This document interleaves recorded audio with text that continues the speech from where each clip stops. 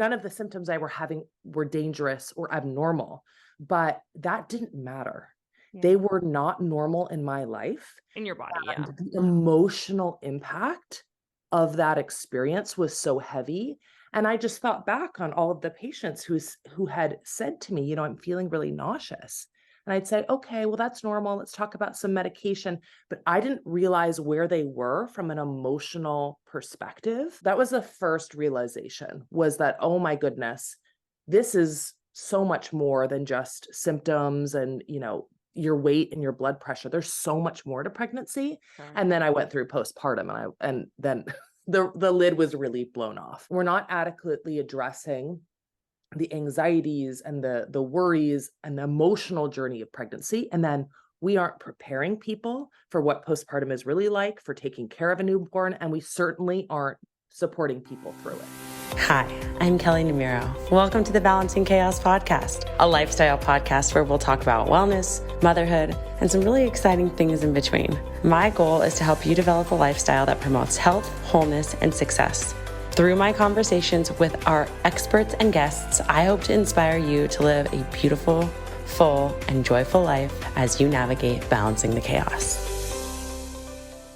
Welcome, everybody, to the Balancing Chaos podcast. Today, we are honored to have a special guest, Dr. Christine Sterling, a board-certified OBGYN and mother of 3, joining us today. Dr. Sterling brings a very unique perspective to the conversation, having navigated the challenge of pregnancy and postpartum firsthand. Understanding the immense pressure that women face to make the right decisions during pregnancy, Dr. Sterling recognized the overwhelming amount of information and opinions that contribute to stress and anxiety when it comes to pregnancy and postpartum. With a passion for providing more comprehensive support, she made a pivotal move in 2019 to leave her clinical practice and establish Sterling Parents, a membership that empowers clients with evidence-based pregnancy and postpartum information.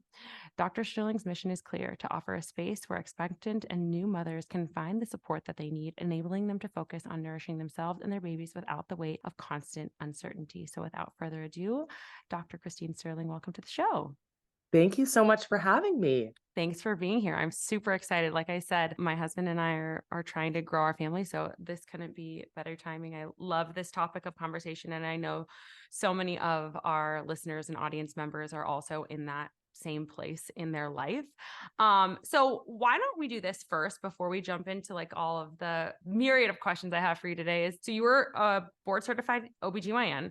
Yeah. I'm guessing you worked in like a clinical practice, Yep. as I said, and then tell us about how, like, was it when you were having your kids that you were like, oh my gosh, I'm struggling with like the anxiety, or how did that all go down for you? Yeah. Yeah. So I think the first thing was, when I was pregnant with my first, as an OBGYN, I was thinking, I am going to have the healthiest pregnancy possible, right? Yeah. At 5 weeks, I joined a gym. My friend was doing yoga with me. I was so excited to eat all of the best foods and meditate and do all of the things. And then at 6 weeks, the nausea and fatigue hit me Yeah. and knocked me out until I was like past 20 weeks. And everything that I had thought of as being common and normal in pregnancy happened to me. I had like all of the first trimester symptoms. Like, you name a symptom, I experienced it. And it went from being something that I was like, oh yeah, like I knew none of the symptoms I were having were dangerous or abnormal, but that didn't matter. Yeah. They were not normal in my life. In your body, yeah. And the emotional impact of that experience was so heavy. And I just thought back on all of the patients who had said to me, I'm feeling really nauseous. And I'd say, okay, well, that's normal. Let's talk about some medication. But I didn't realize where they were from an emotional perspective. Mm. And so that was the first realization, was that, oh my goodness, this is so much more than just symptoms and, your weight and your blood pressure. There's so much more to pregnancy. Sure. And then I went through postpartum and then the lid was really blown off. And I really discovered, oh my goodness, we're not adequately addressing the anxieties and the worries and the emotional journey of pregnancy. And then we aren't preparing people for what postpartum is really like, for taking care of a newborn. And we certainly aren't supporting people through it. Yeah. Nobody tells you about that part, like the postpartum, like I feel like, or even like the hospital, like in delivery of like after my first son, I was like, well, this was quite the experience. Like my own mother didn't tell me about this. I'm curious though, as to understand like the why behind Yeah. it. Do you feel like it's because there's just we're like in an era where it's good because right we can have access to any information at our fingertips, but it's also like when I've been pregnant, it's like, oh, you Google one thing and then you go down this rabbit hole of like, oh shit, am I like that small percentage that this could be a bad thing? And like, is it too much information and that's what's causing all of our anxiety? Because I know now at this point, I've carried 2 successful babies to term, but it's like, that doesn't mean that you're not worried along the way. 100%. So there is a limit to what information can do and what it can provide. Sure. Okay. So the issue with having so much information, and all of us are in a situation of excess information, is that a lot of it's going to be conflicting and you don't know who and what to trust. And then you're second guessing everything. And so we think, oh, I'm worried about something. I have this anxiety. Let me go find information to address that anxiety. But then you get into information overwhelm, conflicting information, and it doesn't actually make it better. In most circumstances, increasing the amount of information alone is actually going to make the anxiety and the worries worse. What you need to do at the same time, information's important. You need to have comprehensive support. There needs to be someone with expertise who is available to you in some form that is going to put that information into context and help you apply it to yourself. Right. I can't tell you how many times my members reach out to me and they say, oh my gosh, well, I read this, blah, blah, blah. They go off on this like huge diet, this diatribe about what they've read. And I'm like, oh girl, none of that applies to you. Don't worry, none of that applies to you. Let's talk about what does. Right. And the only way you get there is the 16 years it took me of higher education and experience to become a board certified OB/GYN. The problem is that we have put such barriers between the average person and expertise. My second pregnancy was high risk. So I was going often to the OB. How many times on average is someone actually seeing their OB? In the first trimester, really up until about 24 weeks or so, it's every month. Mm-hmm. And so it depends on when you enter prenatal care, and then depends on the practice, but oftentimes then it's every 2 to 3 weeks until you get to somewhere between 36 and 37 weeks where it changes to weekly. So some people will see their provider, around 16 times in a pregnancy. Okay. Over the course of 10 months, and then maybe once or twice postpartum. Okay. And like basically and please like explain it more in detail, but it's like your membership program is really bridging the gap of like, okay, you're between, and like the doctors only have 7 minutes, right? Or however many, like, I mean, you have to get the ultrasound, but like when I go to my OB, he's not the one doing the ultrasound. So one of the techs is. And so, talk to us a little bit about like what you guys do. Yeah. So, the healthcare system is just broken, and we all know that. And there's just no way to provide the level of support I personally believe that people deserve in these 5-minute appointments. We do our best, but when you're seeing 30 patients a day, it's just very difficult. What I discovered after my own really difficult experience was that we weren't really addressing these common anxieties and worries in pregnancy. What we were doing was letting people just figure it out on their own, which again, then you access all of the information and it makes it worse. We know that stress and pregnancy-specific anxiety impacts outcomes. We know that it increases the risk of blood pressure issues, of low birth weight, of preterm birth. So this is I think a moral issue. People deserve better, but also it's a medical issue. It makes pregnancies less healthy. Okay. So what we do is essentially, I mapped out, along with, after years of experience and lots of patients, I mapped out all of the common pregnancy anxieties and worries. Can you tell us what some of those are? Oh yeah. I mean, there's the prenatal care worries, there's the worries about your genetic testing results, worries about picking your OB, when to see your OB, getting in with your OB, your gestational diabetes screen, birth fears. There's there's all of your symptoms, right? Mhm. Is this normal? Is it normal to feel fetal movement at night and not during the day? There's, the birth specific worries, the preparing for baby worries. What should I register for? How do I prepare for breastfeeding? And then there's the quiet but really heavy worries of, can I do this? Yeah. My baby deserves the best. Am I the best? Am I going to be like my mom? And that can be right. If you have a good mom, you're like, can I measure up to her? If you've had a mom where you've had not such a great relationship, you're worried about perpetuating that. So Yeah. there's all of these anxieties and worries. And so I mapped out these things that I'd heard over and over again. And I thought, I can predict about 80% of the things that somebody's going to be worried about in their pregnancy, that most people will be worried about. Yeah. And so I designed a program that preemptively addressed those worries: your gestational diabetes screen, your fetal movement worries, your ultrasound worries. If you can be exposed to the right information, high quality evidence-based information, before that worry ever pops up into your mind, I can prevent a lot of that for you.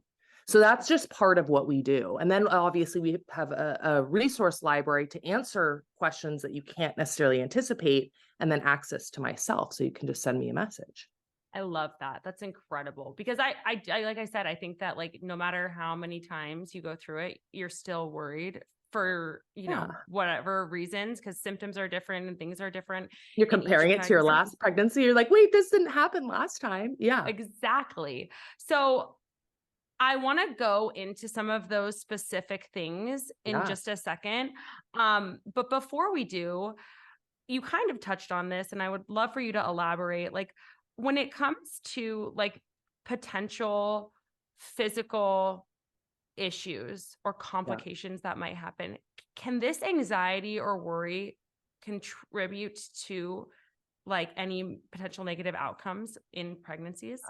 This is a really difficult thing to talk about. And I don't love Yeah. talking about it, because it's important for people to know. But if you just tell people the problem and you don't offer a solution, then it just freaks people out and they have nothing to do Yeah. with it, right? So, okay, here's the reality. Yes, we know that stress not only impacts outcomes. So we know that people who rate their stress as high in pregnancy have higher rates of blood pressure issues like preeclampsia, Mhm. higher rates of preterm birth, and higher rates of low birth weight. Mm. We also know, and this is the part that's hardest to talk about, is that stress in pregnancy increases the likelihood of our babies to have long-term health issues, metabolic, cardiovascular, neuropsychiatric. And I say this as somebody who had an incredibly stressful first pregnancy. And I mean, off the charts. Were you still in like working? Yeah, so I was then that's mainly why. I mean, OBGYNs Yeah. have stressful lives. I was working 30-hour shifts and life-threatening emergencies, Yeah. and a lot of huge cortisol surges. Yeah. So, and part of the reason I started looking into this is because my daughter does have some health issues that my sons don't have, that I had when I wasn't in this highly stressful situation. And I wanted to know. And so there's a lot of data on this, actually. My father-in-law's an infertility specialist. And so I've talked to him about this a lot, because to me, it's so interesting. Like, even from my first pregnancy to my second pregnancy, my first pregnancy was really, really healthy. I had very minimal, like, as compared to my second, like my amounts of stress, where I was like, in the second pregnancy, I was extremely stressed because I was in like growth stage of my business. I hadn't even started it in my first pregnancy. And so I had high blood pressure. Didn't have preeclampsia, but I had edema where my legs were literally like the size of tree trunks. And I look back on it now and I'm like, oh, wow, I have to slow down. Like if Yeah. I want to go through this again and do it in a way that is actually good for me and for the baby. And then I look back on my third pregnancy that we had in April, May, and we miscarried. And I had like a very extremely like traumatic experience happen during that.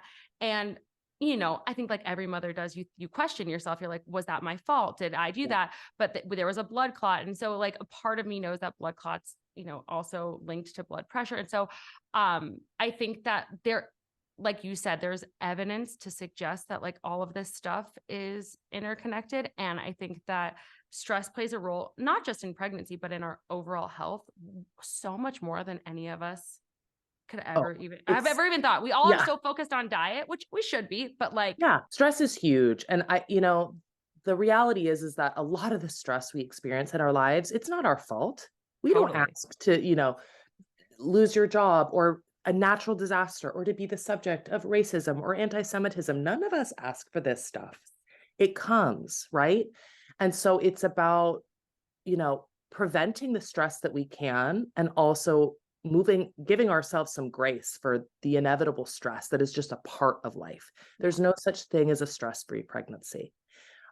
My goal is to empower people with tools to reduce what I think is a lot of the unnecessary stress of pregnancy that is exacerbated by the healthcare system and not addressed by the healthcare system.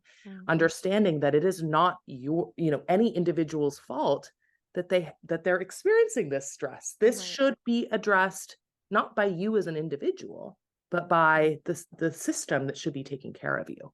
100%. And I think that what you're doing is you're giving people, even if the system is a little faulty, the tools to be able to care for themselves in a different and more meaningful way. Right. Yeah, exactly. I mean, exactly. It's, this is a problem that needs to be fixed. Yeah. I just am too impatient to wait to fix the healthcare system. You know what I mean? Who knows when that's going to happen? Exactly. Exactly.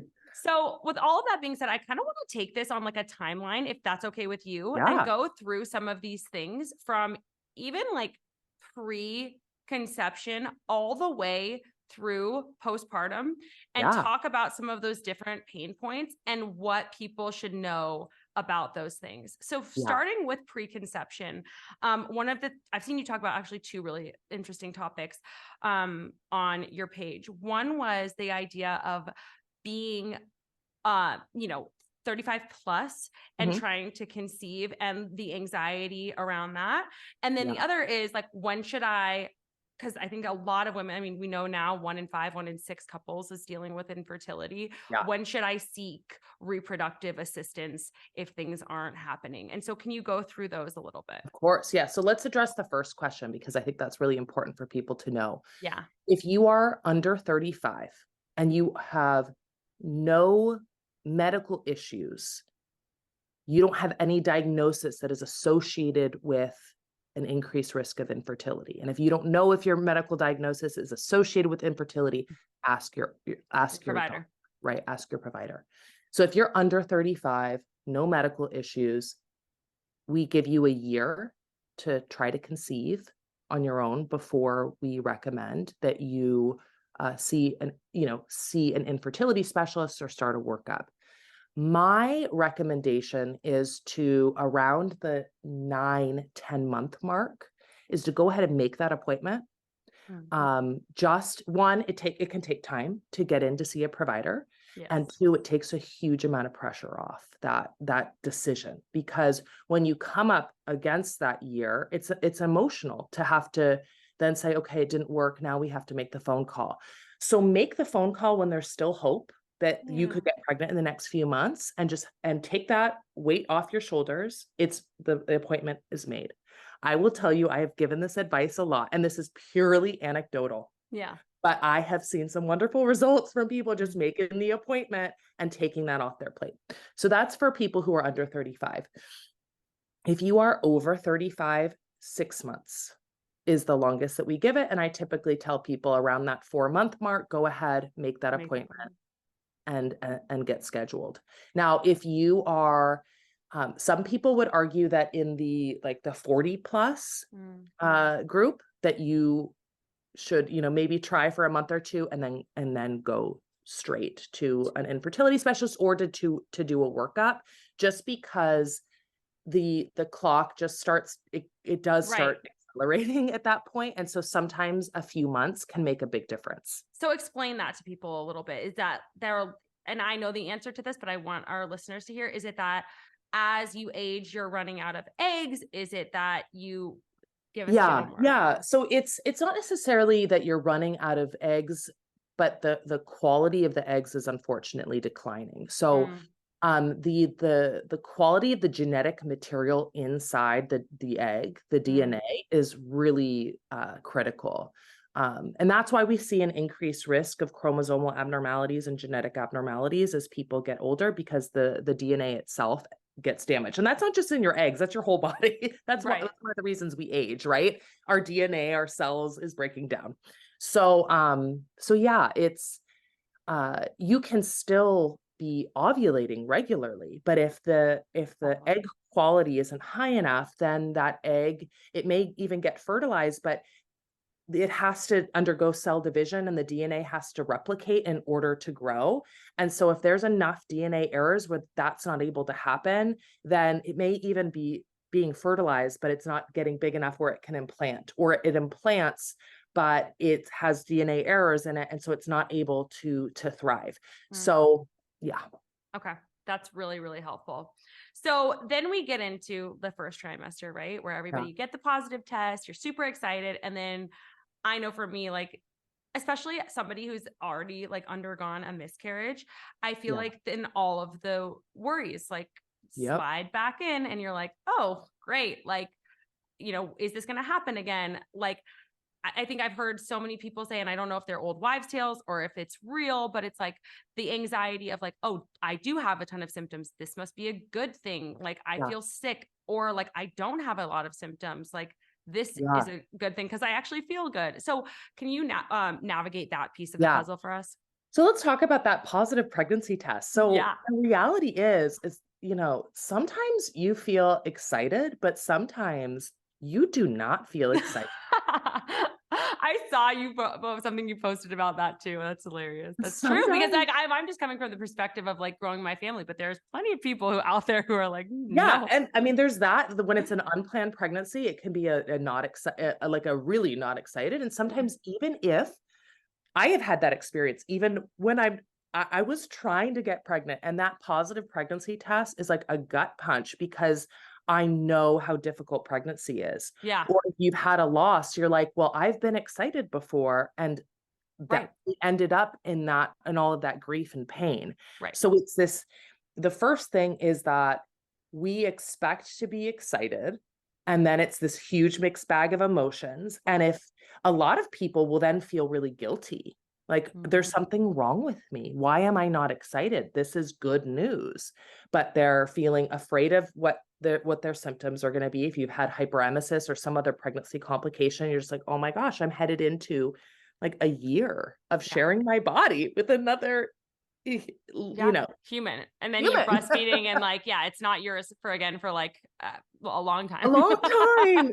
And it's never the same after. So so first, it's just that there's a huge amount of mixed emotions that can come with a positive pregnancy test. And then it's a black box, right? Unfortunately, I mean, a lot of people aren't able to get into their OBs until, I'm hearing some people are not even getting into like 12 weeks. No, I've had plenty of clients who have told me 10, 11 weeks. Yeah. I mean, to me, it's like, 8, 10 weeks, that should be the norm. And now I'm seeing more and more people at 12. I mean, that is a long time. You're almost done with your first trimester. I don't like that. I think that's too long as a patient, and also medically.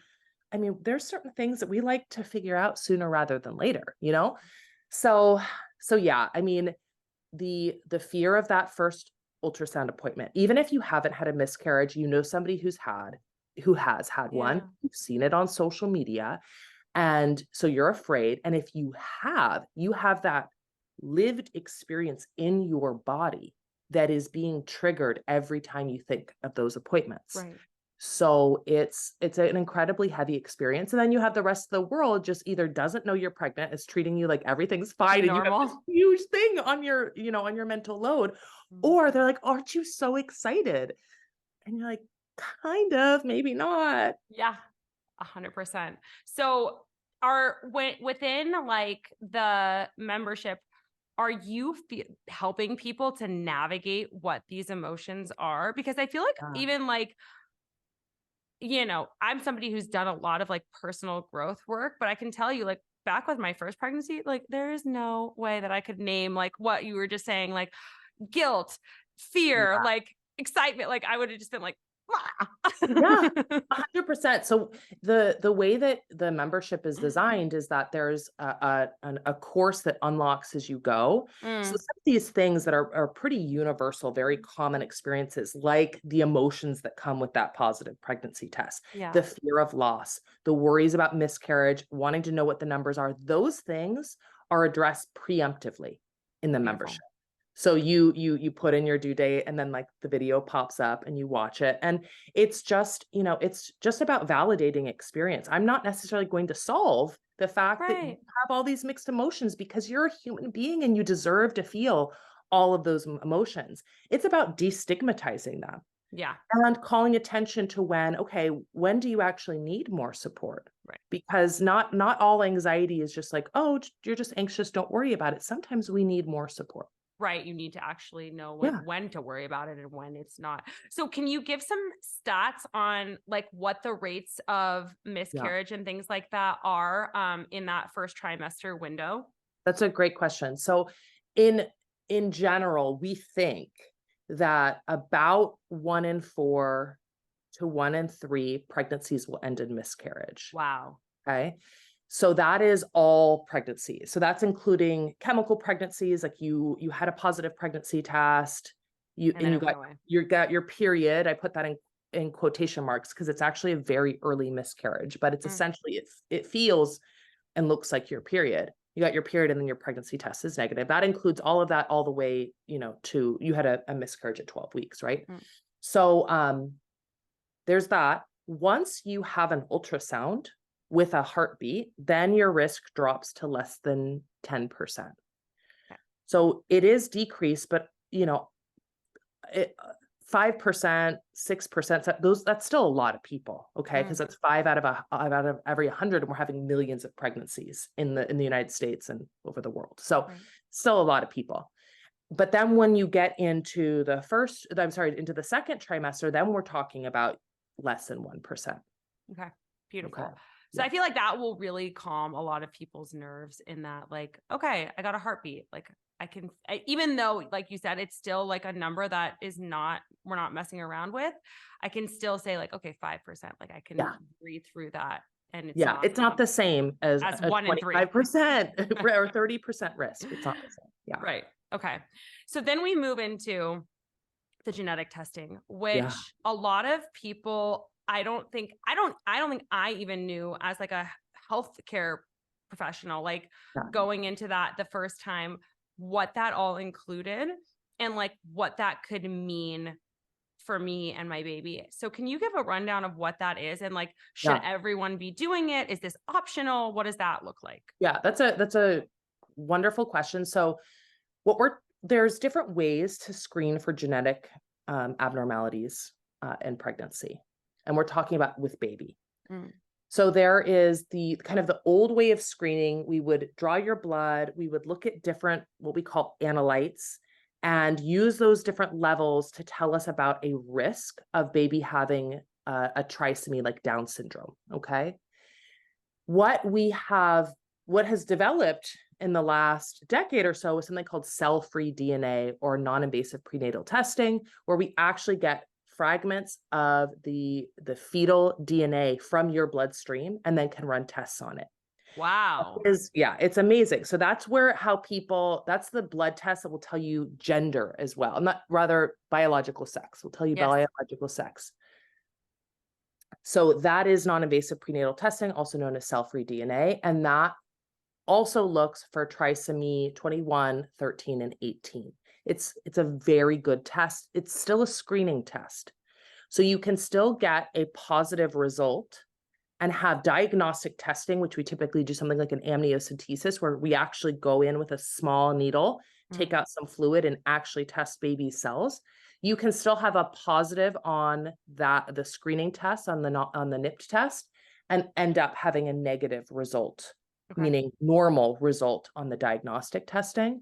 So, but most of the positive results end up being true positives. Okay. So should everybody be doing this type of testing I as like a anxiety preventer? Yeah, I personally believe that most people should. I would never say everybody, but I think that most people should. And the most common reason I hear from people that they wouldn't do it is because they wouldn't terminate based on the results, or that, if these days, if you're not in a state where you could terminate, what's the point of knowing, Sure. right? And I think that it's really important. It can be really important to know in advance, even if you got a positive result for Down syndrome and you would keep that pregnancy. It's good to not get that diagnosis right after you've given birth or a few Yeah. days after you've given birth and have to process that diagnosis and figure it all out in the postpartum No. hormonal experience. I think for most people, Preparation. Yeah. having months to process that diagnosis, to learn about it, is preferable Sure. to a last minute. Absolutely. The more that I think that we can do in the, because pregnancy, like we're talking about, it's such an uncertain time. Like there Yeah. are so many uncertainties and so many things that you can't control. Like to be able to have the variables under your control that you can, and saying like, okay, I'm doing everything I can. At least for me, that has been something, because I'm a person who just naturally runs anxious, like has Yeah. helped to really calm my anxiety and my nervous system, to say like, okay, I know, like there are certain things that I know and I'm aware of and that I can control. So I think that's great advice. So then we get to 20 weeks and we have like the big anatomy scan. And then right after that, the gestational diabetes test. Yeah. And I think that beyond, at least again, I'm talking from a personal experience and, friends and close ones, but I think the really big milestones in this are like the first ultrasound and like seeing the heartbeat, and then the 20-week anatomy scan. Everybody's like, is everything normal in there? So talk to us about like some things that people should have in their mind going into that, and like what they should be prepared for knowing. I think that's great. And yeah, this is my belief is that kind of setting the stage for people for what that ultrasound experience may look like can really prevent a lot of the common worries and fears. So I'll give you an example. It is super common to not get a perfect view of every single piece of anatomy and need to come back for additional imaging, or to have you walk around for a little bit, or them move the baby, try to move the baby because the baby is in a suboptimal position. That is so common. I've had that happen in 2 of my 3 ultrasounds. And so I can't tell you how many people would send messages to me, or, either when I was in my practice or on Instagram, say, oh, they said that they couldn't see the heart and now I have to come back, and they're freaking out. And so just telling people before they go, hey, it happens all the time when we can't see a certain piece of the anatomy really crisply, and we need to bring you back. That is not something to lose sleep over. It happens all the time. So it's things like that. Understanding that, seeing things like the placenta being a little bit close to the cervix, that it happens when we diagnose the placenta being close to the cervix, or even covering the cervix that early in pregnancy. The vast majority of those cases resolve. So sometimes people, will get the report. The report will be released to them where it will say the placenta is covering the cervix. So you have a placenta previa, or it's within a centimeter of the cervix, and they get that report before they ever hear from their doctor, and they spend 4 hours Googling and worrying about it. And then, whereas you could just say, hey, even if it's covering the cervix, 90% of people who have that at 20 weeks, it will resolve by the time they need to give birth. That kind of knowledge just going into the experience is a game changer. I love that. It's just all of these little things. So what I do for the anatomy ultrasound is I go through a lot of those little common things that happen, tell people about them in advance. And so right there, we've eliminated like 60 to 70% of the freak out after Right. the ultrasound results come back. And then for the things that are more serious, that do indicate that there's something, more serious going on, it's about talking people through that experience of having an abnormal result, but not yet having an answer.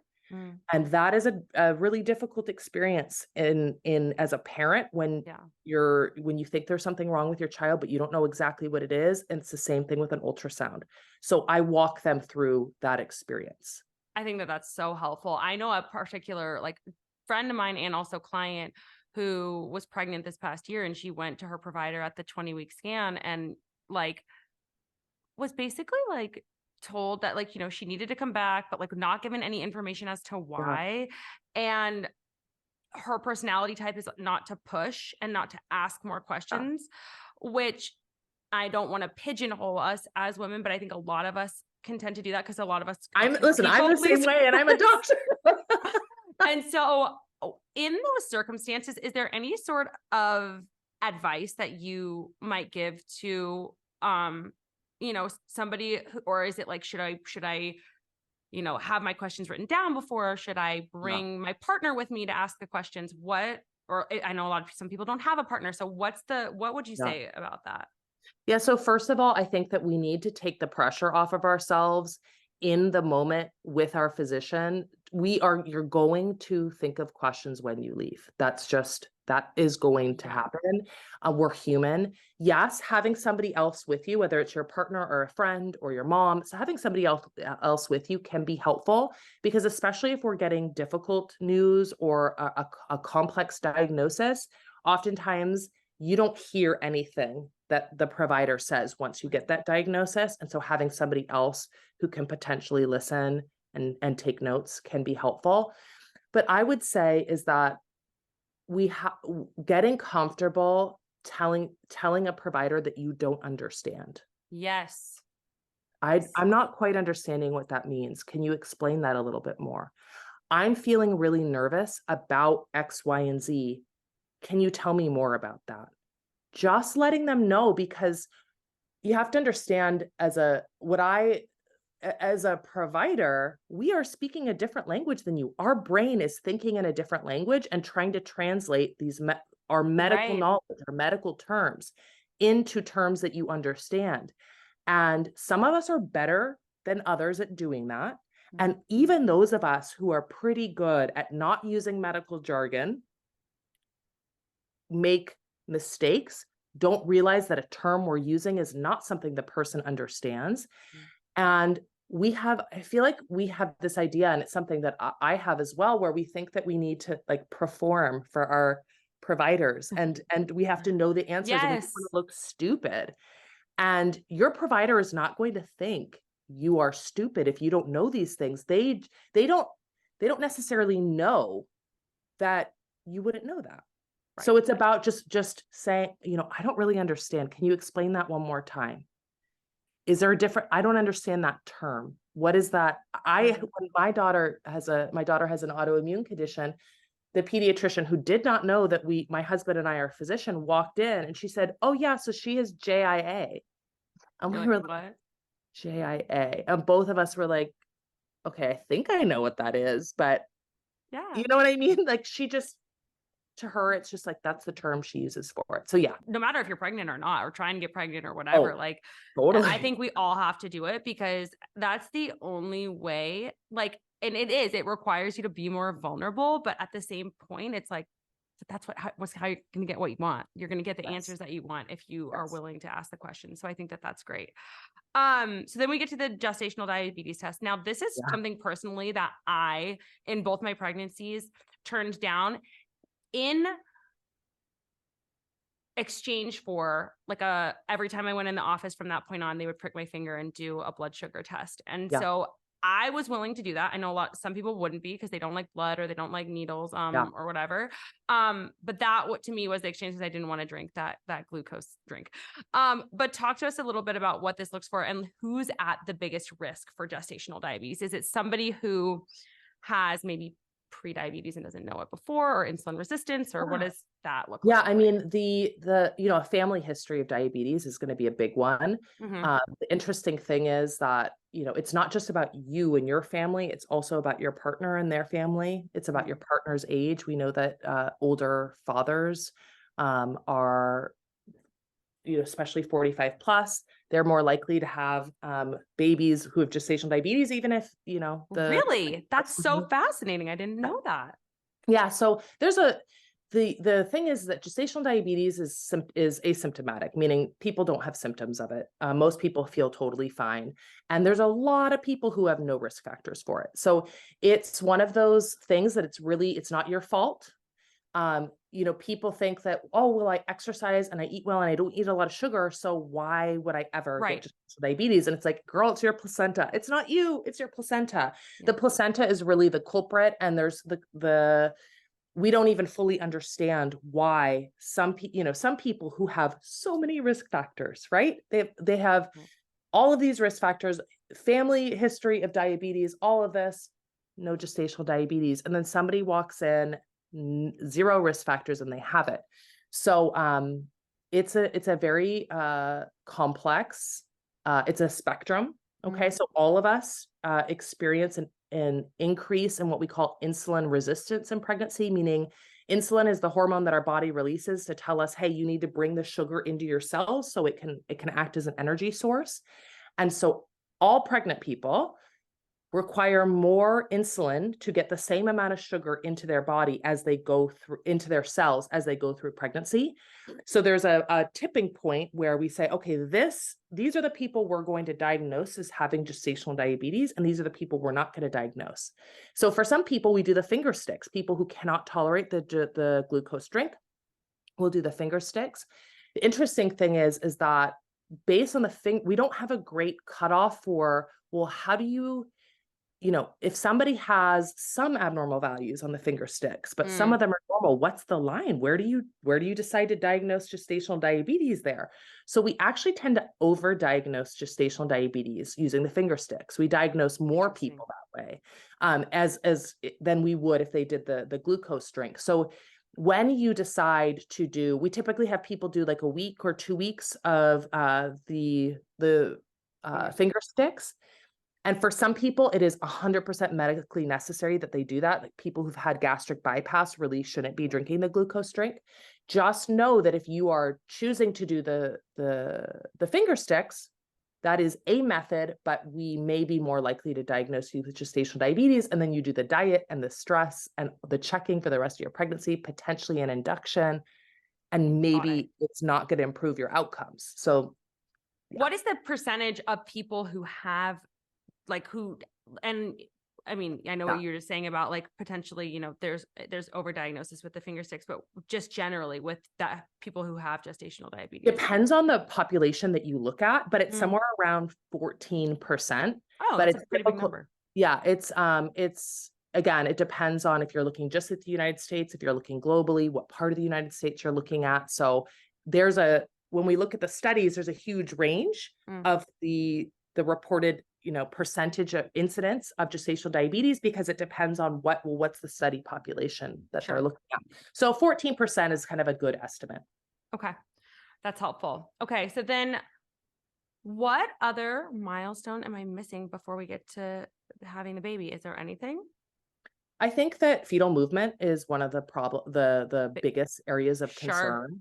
When am I going to feel it? I have an anterior placenta. Am I going to feel movement the same as somebody else?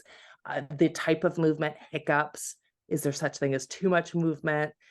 Position. I feel like even not enough movement. There's a few different friends I have had who have gone through that experience where, if baby's not kicking enough, when should I call someone? I would love to hear about that. Yeah, let's talk about that. So that's actually really important. Fetal movement is really the only thing, and we start paying attention to it after 28 weeks. Okay. It's not that we completely ignore it before then, but it's not as reliable before 28 weeks. So after 28 weeks, we want people to pay attention to movement. The standard way we have people do that is with something called fetal kick counts. Sorry to interrupt you, but is there a potential where somebody wouldn't feel a kick until that late? To 28 weeks? Yeah. What's like the latest somebody would feel? Oh, I mean, some people, I mean, some people give birth and they didn't know they're pregnant. So some people, I mean, it seriously, Yeah. it happens all of the time.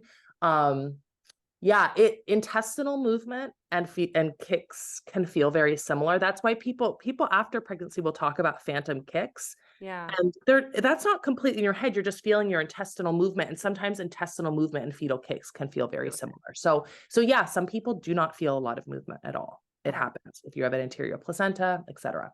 So yeah, so fetal kick counts is the standard way of monitoring movement, usually start around 28 weeks. And then depending on your doctor's instructions, there's different cutoffs, but if it takes more than an hour or 2 hours to get 10 kicks, then we tell people to call their OB or to go in to see their OB. There are actually a few different methods of tracking movement.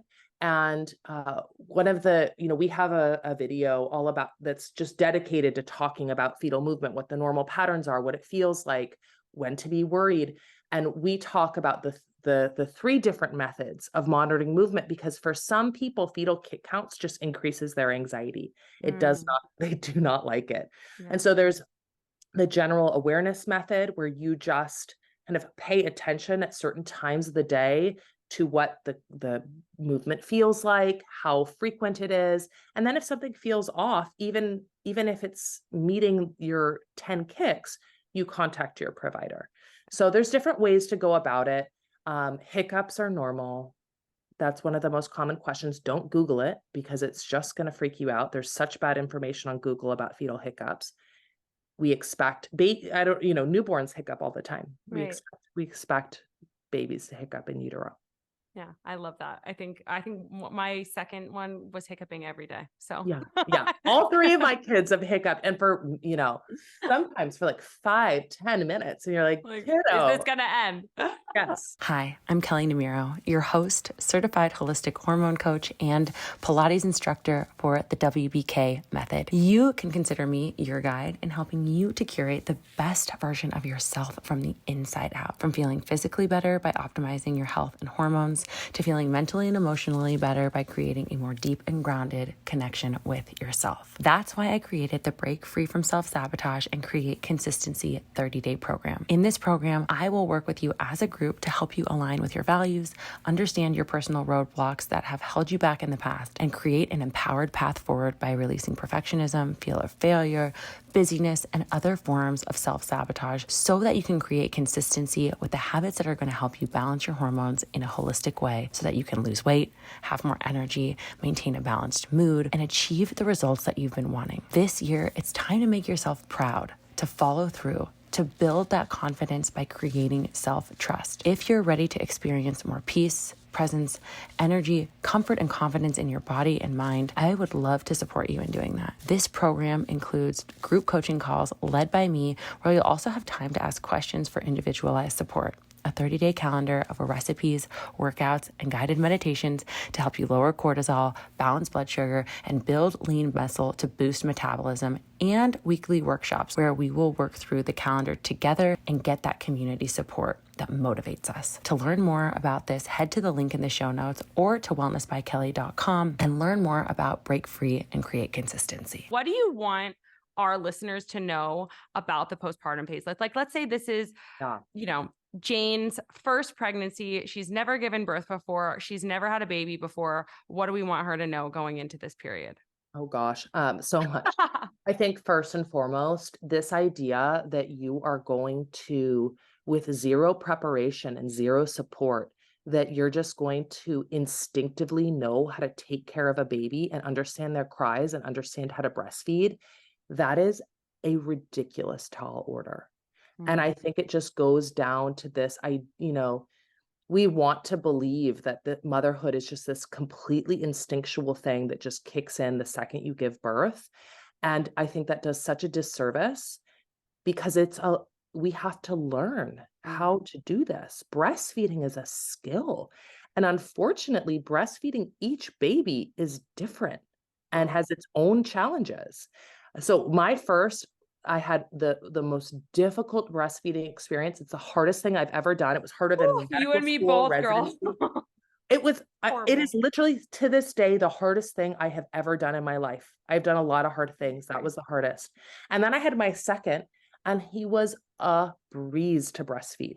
A Okay, we breeze. literally had the same experiences because, like, my first wouldn't latch. We saw the Yeah. lactation consultant. We saw the hospital girl. We got the pump. We pumped into bottles. It was like such a nightmare. Yeah. And I think that, like, anyone listening who's going into that, like, taking the pressure off of yourself for it to have to look perfect, like, do it in a way that feels good to Yeah. you. Yeah. And know that, after my second, I was convinced, well, now I'm just better. I thought I'm better. I know more. This is why my breastfeeding experience is easier. Mm. And then fast forward to my third, it was another nightmare experience. It wasn't me. It's a It baby. Yeah. wasn't me. It was it was the baby, right? And fortunately, even though the last experience was very, very difficult in those early weeks, that was my longest breastfeeding experience. He's a year and a half, and still we're still breastfeeding here and there, though. Oh. It's mostly now, it's just funny. Now he's mostly just like pinching my nipple, and I'm like, are you gonna do any, like, are you going to eat, or is this is not a play thing? Okay, if you're playing, we're putting them away. So now it's a different experience. But yeah, so just understand that really, if you are struggling postpartum, it is not a personal failing. In order to not struggle, I think that you either have to get very lucky and just have a baby an easy baby. Some babies just truly are easier than others, and that does not mean anything about them necessarily as individuals later on in life. But you may get very lucky, or you have the right support. And most people are not going to get lucky. And so the only way that you can really impact your experience postpartum is to have the right support. Agreed. 100%. I think that that's great advice. I think that we put so much pressure on ourselves because of what we see. I think the internet is absolutely a help, but I think in some ways it's more of a hurt. It's such a double-edged sword. And I say this as somebody who educates, on social media, and who tries to spread awareness on social media. There's a lot of negatives to this. And I think that it just you puts have so to know much how it's pressure on functioning. ourselves, like So much pressure. And to do it like she did it or she did it. And it's like, ugh. And sometimes it's like all of the different, even people, parenting experts or whatever, sharing all of the things that you should and shouldn't be doing can really contribute to people not feeling like they can listen to their own intuition with their children. And yeah, I mean, so I think when it comes to how you have to think about how social media is functioning for you in that day. And if it's making you feel shame or like you're not enough, it's not helping you, and it's time to put it away. 100%. I think that if like, again, there are plenty of women who aren't pregnant or trying to start a family listening to this podcast. And like, I think that we can all take that away from this episode. Like, I think that because there are days where I've personally, for this last week, I'm at, like you, I educate, I like to teach on there. But this last week, I have completely deleted the app. I didn't feel good being on there for a little while. It was making me feel more anxious rather than better. And now I'm in a place where finally today, I'm like, you know what? I might be able to go back on there and talk to my people and like but like, if it's not making you feel good, don't feel like it's a have to, because if it's putting you into this comparison trap or whatever the case may be. Yeah, I completely agree. One other question that I have before we dive into some of the wrap up questions, just really quick, is if you have an opinion on, and I know that a lot of women do not get a choice in this. Yeah. Do you have an opinion on C-section versus vaginal birth? Is one technically better than the other, coming from your OB background? I mean, I think that we know that vaginal birth is a lower risk for the person who's undergoing birth. So that's great. Yeah. But I think that, so better is not a word that there's not a better way to give birth if your vaginal birth ends up in, let's say it ends up in a huge laceration that causes you incontinence for the rest of your life. Well, then that's not better, right? Or Right. if you had a C-section and you have a complication from that C-section and it wasn't really necessary, well, then that wasn't better. So it's in hindsight, oftentimes it's very easy for us to say, well, that might not have been the best choice. But, I think that all birth can be beautiful. I think that cesarean birth that can be beautiful. I think that, that vaginal birth obviously can be beautiful. So um, I think that we want to feel that we have a provider that we can trust, who's guiding us through the process, that we're giving a birth in alignment with our values, Mm, even if it doesn't roll out or happen the way that we maybe wanted it to happen, mm. we can still have a birth that's in alignment with our values. Should Um, people be making a birth plan for the sake of that? yeah, so I guide my members through a process of making it's we call it a birth plan for lack of a better term because that's what everybody's familiar with, but it's really a guide to communicating Yeah. your values with your OB care team. So I think it's really important to tell people in advance that consent is really important for me. Being a part of the decisions, feeling heard and respected is important to me in this experience. And the squeaky wheel gets the oil when it comes to these things. So Right. if you are making it explicit that you expect consent discussions to happen at every stage, that you want to feel like you're heard, that you're able to make decisions for yourself, I think that's crucial. So yeah. Okay. Super helpful. I think that that's great information too for people. It's like you you can you should be able to talk to your provider too and like get their insights as to like what would be the right choice for you going Yes, and forward. ask questions. Yeah. And it doesn't, I think we put so much pressure on individual people to advocate for themselves and to know all the data so that they can advocate. If you are feeling like you have to fight with your provider for these things, that's a good sign that this is not a good fit for you.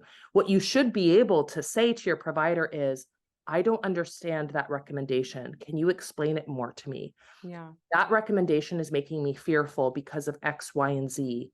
Can you help me understand this? It sounds like a big part of what you do as like in your membership model is really like giving women the empowerment Yeah, to speak up for themselves and to learn how to speak for themselves and to learn how to question things when things feel challenging. exactly. And what I try to do is I understand the brain of the person that they're talking to. So I know how a patient can say things to elicit the response that they want to get.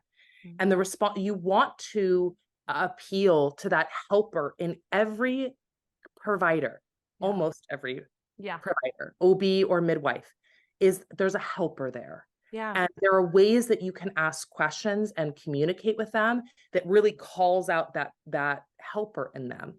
And sometimes the advice that I hear from other people about how to advocate for yourself is really, I know it's just going to make that provider defensive. It is just going to bring out the fight in them. And that's not to say that should be the case, right? Obviously, as providers, we want to be better than regular humans, like we want to be these perfect humans that are not so flawed, but Yeah. we are flawed human beings at the end. And sometimes the way a patient says something can trigger you, and then you get defensive, and then the relationship it's not conducive, it's not healing. So I just try to teach my members. I actually, I'll DM with them back and forth. Like I'll put things in quotation marks. I'll say, try saying it like this. It's the same Yeah. thing you're saying, but just try saying it like this.